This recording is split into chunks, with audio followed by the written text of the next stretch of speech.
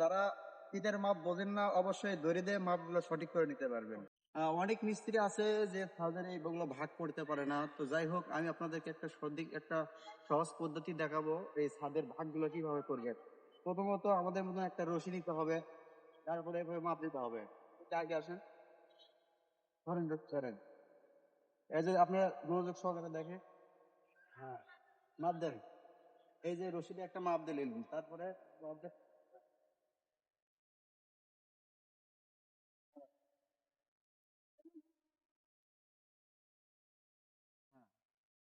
বাহ। এই যে LB4 আপনার হলো যে 3 ভাগের 1 ভাগ ব্যয় করে নিলাম মধ্যে। এখন করতে হবে কি, আপনাদেরকে এখান থেকে আবার এটাকে মেডেল করতে হবে। এখানে মেডেল করে আপনাকে মাঝখান থেকে এ পাশে নিতে হবে এই যে তাহলে আপনার মনে করেন যে 4 ভাগের ভিতরে আপনার হলো যে 1 ভাগ থাকলে ওই সাইডে, 1 ভাগ থাকলে ওই সাইডে, 2 ভাগ থাকে মধ্যে, ঠিক আছে?